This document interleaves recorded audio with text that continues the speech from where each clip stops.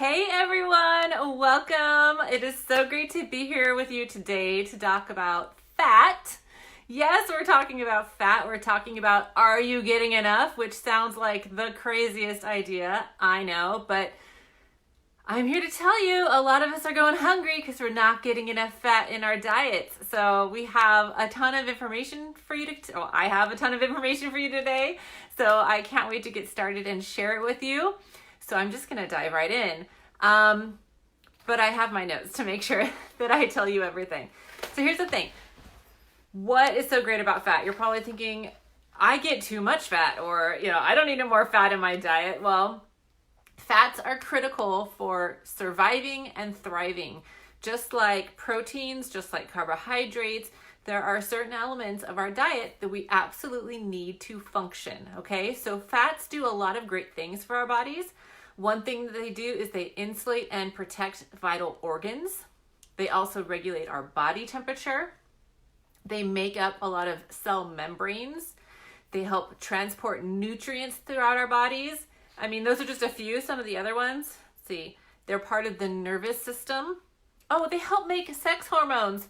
I mean, if you think those are important, you might want a little fat in your diet. So fat is really key to helping our body function correctly because it does carry some of these really important tasks that are going on in our bodies.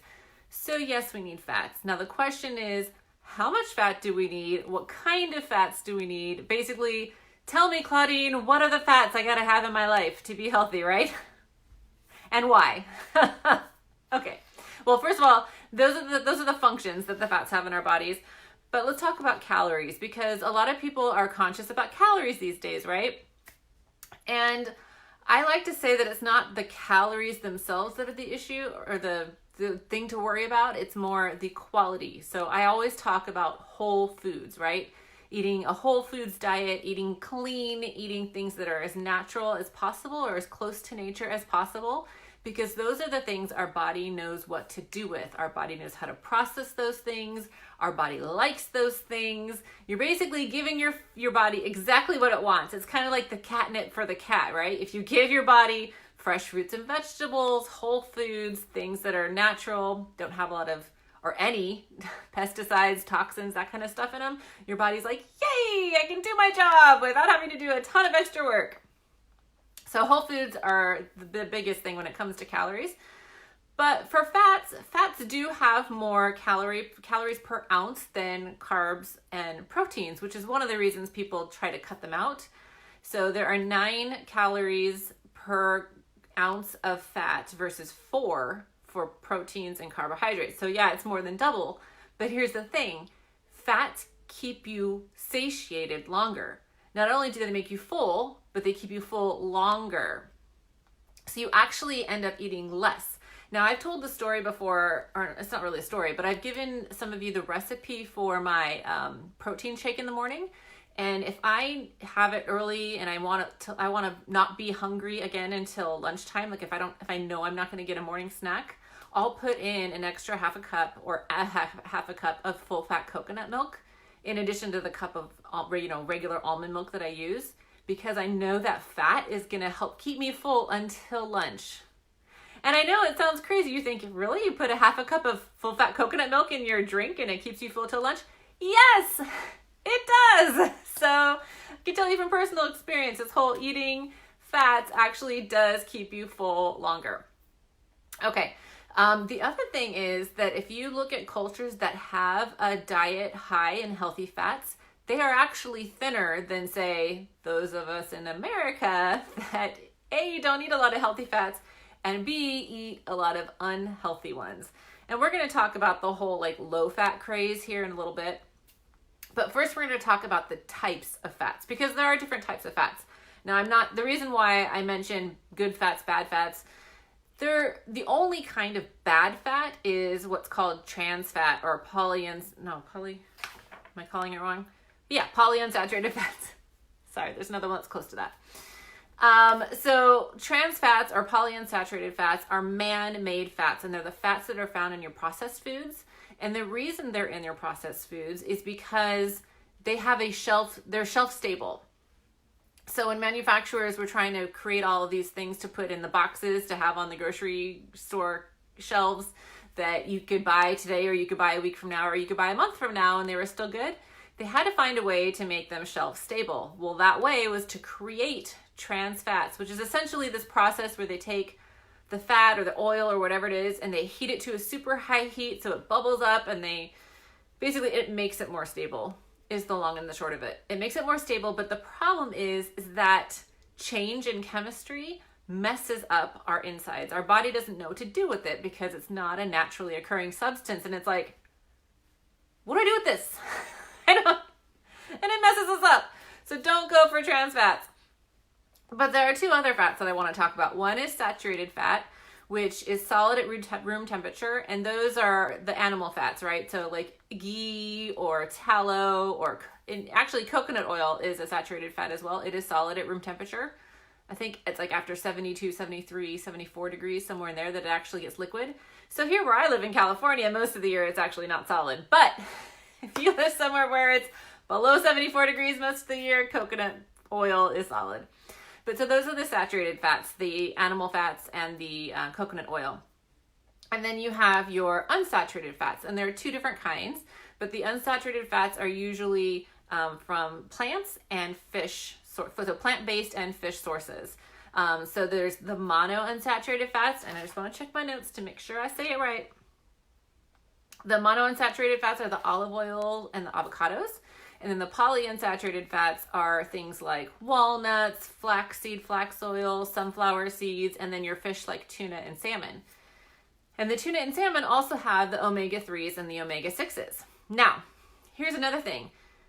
For the most part, omega-3s and omega-6s are really good for you, but they have to stay in a certain ratio to be good for your body, because omega-6 is inflammatory and omega-3 is, I don't know, what's the opposite of inflammatory? Uninflammatory.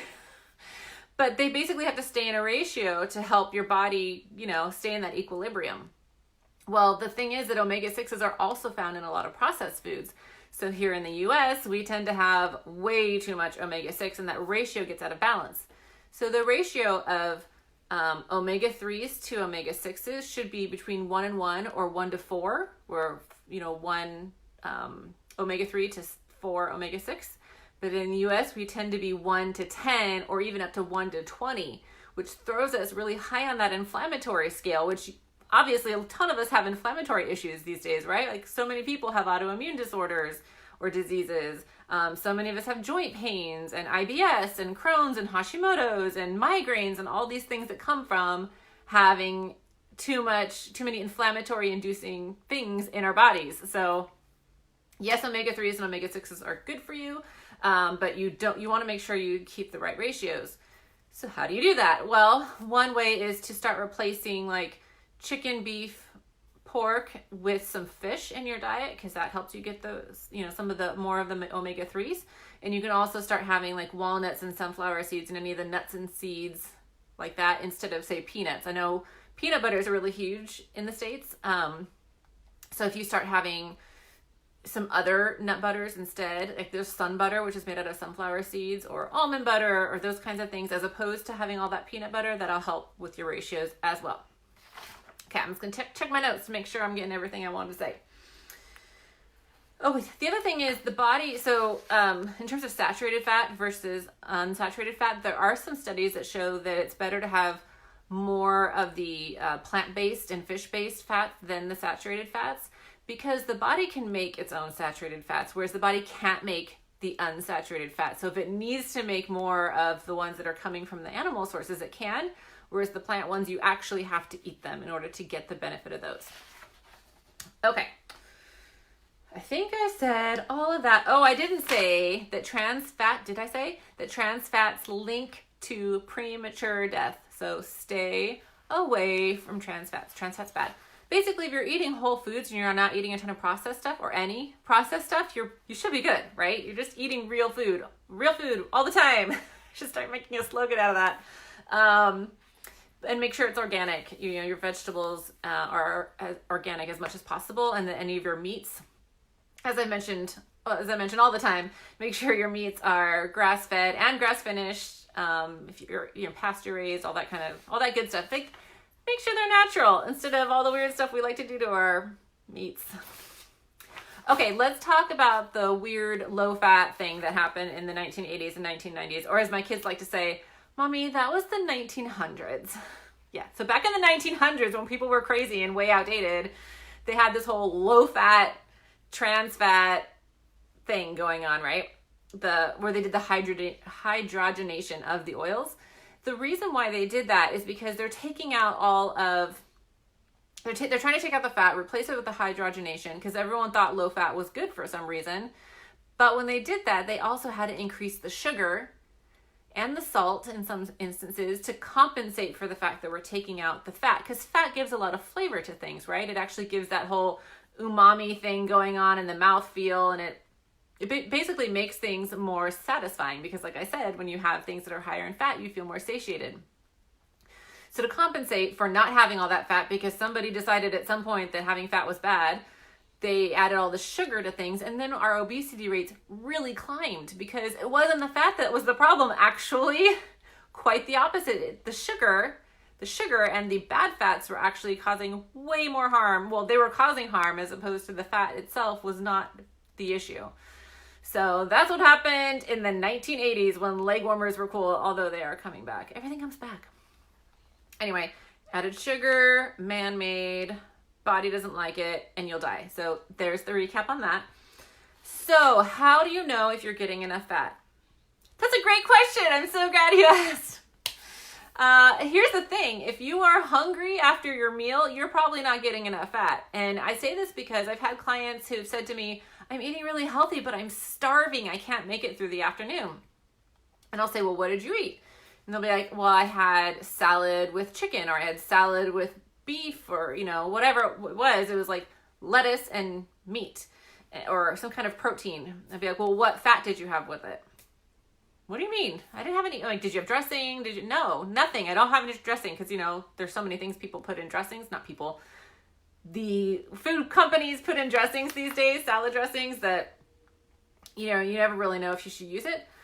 So what I say to the clients that are really sticking to salads and protein is like, well, add a healthy fat, add avocados, add walnuts, add salmon, or add olive oil. I mean, I love, when I do my salads, first of all, there's always a half of an avocado on there. Granted, I live in California. There's like avocados everywhere, and they're good. They're delicious. If you don't like avocados, you haven't had a good avocado. Let me just say this, okay? For all of you on the East Coast who are like, ew, avocados are gross, you gotta come to California. Anyway, that's another story. So having a half of an avocado on my salad is an absolute must. I always drizzle extra virgin olive oil on it, or other kinds of oils. I really love walnut oil. That one's delicious. And maybe add some nuts on it. So avocados, nuts, hemp seeds, sunflower seeds, whatever. I like to add healthy fats to my salads because I don't want to be starving in an hour. And that's the long and the short of that. So if you are hungry in between meals, kind of like I said with my shake example earlier, if I know that I'm not going to have a morning snack and I have to make it from, 7 a.m. to noon or whatever it is, I add that extra fat in my shake to get me through the morning. Same thing with lunch. If I know I'm going to have, lunch is a long time, like 12 to 6, that's crazy long. So you try to, I generally will have a snack.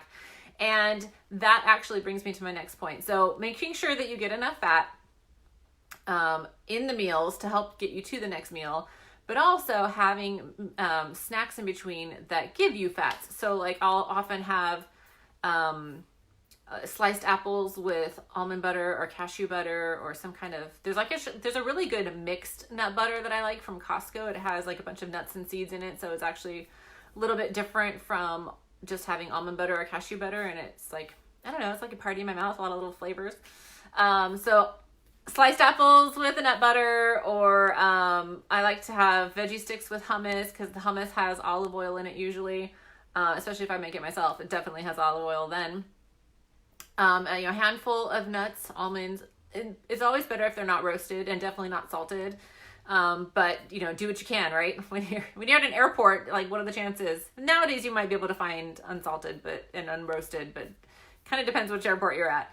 So, just grabbing something that is going to have enough fat and even carbs if you want, that'll help get you through to that next meal. That'll really help your body maintain that level of energy. Because again, like I said, the fats, not only do they keep you full, they keep you full longer because they're actually digesting in your body more slowly than carbohydrates or protein. And so you get that level of energy longer. So let me just see. Oh, so in terms of, so we talked about how to stay satiated or how to not to be starving between meals. But the other part of how to know if you're getting enough fats is to make sure you have about 20 to 30% of your daily caloric intake be fats. Now, depending on what philosophy you're under, if you're in paleo, you're probably closer to 40% of your diet is fat. Your caloric intake is fat.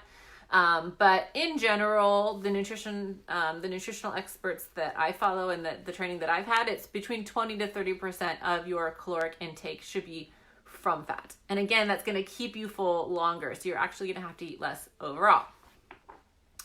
So, another good snack idea is avocados, because California, if you have a half of an avocado, I know some people that like to put like a little sprinkle of salt on it. I personally love to take, you know how when you take out the seed, there's that little hole in the middle? I fill it with a really good quality aged balsamic vinegar, and I'll just spoon it out and eat it. It's like a delicious, yummy salad. There are also tons of recipes out there that use avocado too. Like, have you seen the avocado pudding? Like a chocolate pudding? Yeah, I mean, really, chocolate pudding, like, you can make it with anything, and I love it. But the fact that it has avocados in it, amazeballs. Hi, Christy. So that's another snack idea. Anything with avocado, really. Oh, another way that I like an avocado is if you take the avocado again, you take out the seed and you have that little circular hole. Sometimes I'll take an egg that I have hard boiled and cut it in half and like put it in the little hole and you eat it that way. It's so cute. It's like it's kind of like avocado toast without the toast. So you can do that too. We talked about the apple slices, the nuts. I also like, I'll do some coconut milk yogurt or almond milk yogurt with some granola in it. Or like if I have coconut milk yogurt and some frozen berries, because obviously the yogurt I'm getting doesn't have sugar in it, it's unsweetened. Then I will do like frozen berries that I've heated up, and like you have the juice in there that really sweetens it on its own. So that's also a good snack that has some good fat, and it also has a lot of nutrients from the berries. But coconut is, I mean, obviously we talked about coconut oil, but coconut in general is a really good healthy fat. So that's another thing that can keep you going from meal to meal. So I hope that was useful for you all. I hope you enjoyed my little talk on fats and are you getting enough fat? Just if you are watching this on the replay, go ahead and put #replay in the comments. If you have any more questions on fats or any other topics that you'd like me to discuss, please put it in the comments, because I obviously love doing these and I'm happy to answer any questions that you may have. So thank you so much for joining me, and I hope you all have a great rest of your day. Bye.